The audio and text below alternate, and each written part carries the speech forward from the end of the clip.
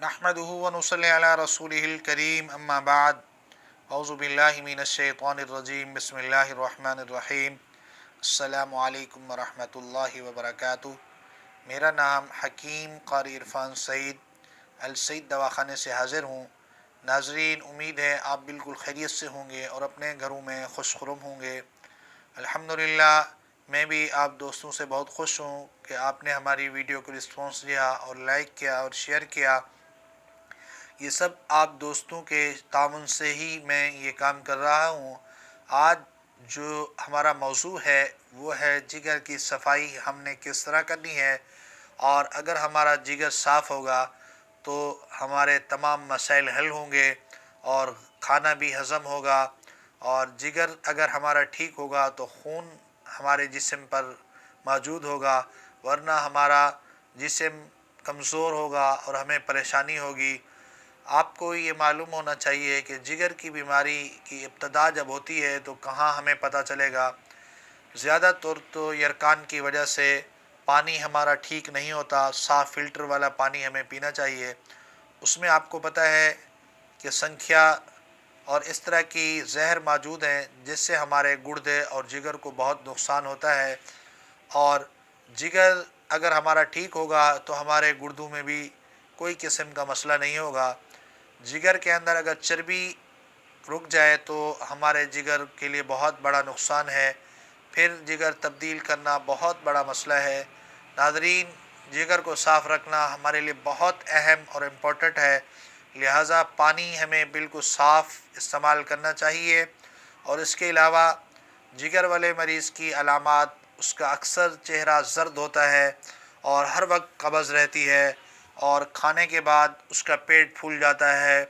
जिगर वाले मरीज़ के पाँव भी अक्सर फूले रहते हैं और इस तरह की बहुत सारी मसाइल हैं। रंगत उसकी ज़र्द होती है। सबसे पहले तो आपको ये अंदाज़ा हो जाएगा इन अलामात को देख के कि हमें जिगर की बीमारी है। फिर हम इसकी एहतियात करें, ज़्यादा गोश्त न इस्तेमाल करें। ज़्यादा गोश्त इस्तेमाल करना, ज़्यादा अंडा इस्तेमाल करना, ये भी हमारे लिए नुकसानदेह है। सब्ज़ियाँ इस्तेमाल करें और वक्त वक्त से ये चीज़ें भी इस्तेमाल करें। ज़्यादा गोश्त बिल्कुल इस्तेमाल ना करें। पानी जितना हो सके ज़्यादा इस्तेमाल करें। पानी जितना ज़्यादा इस्तेमाल करेंगे तो इंशाअल्लाह जिगर फ़िल्टर की तरह साफ़ होता जाएगा। कोशिश करें पानी आप फ़िल्टर वाला इस्तेमाल करें, दूसरा पानी बिल्कुल इस्तेमाल ना करें। अब आपको इसके लिए एक बेहतरीन सफ़ूब बताएंगे जो आपके जिगर को धोबी की तरह साफ़ कर देगा और बेहतरीन साफ़ होगा आपका जिगर। और आप हैरान होंगे कि जिगर की सफाई भी होगी और अल्हम्दुलिल्लाह आपका मैदा भी ठीक होगा और कब्ज़ भी खुल के पखाना खुल कर आएगा। कब्ज़ बिल्कुल नहीं होगी और गैस भी नहीं होगा।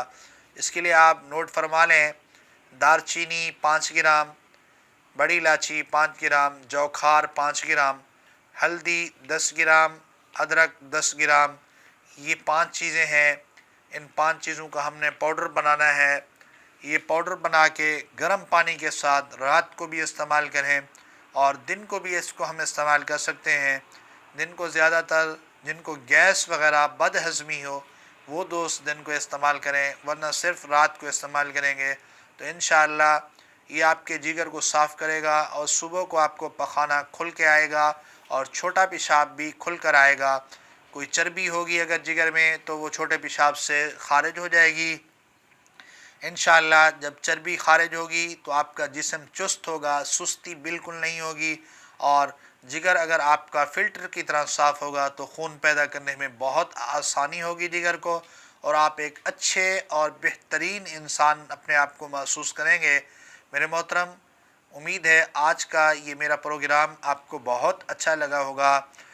अगर अभी तक आपने हमारे चैनल को सब्सक्राइब नहीं किया तो फ़ौरन सब्सक्राइब करें और बेल आइकन के बटन को दबाएं ताकि आने वाली हर कीमती मालूमात आपको बर वक्त मिलती रहे। इसी के साथ मुझे इजाज़त दीजिए। अल्लाह हाफ़िज़।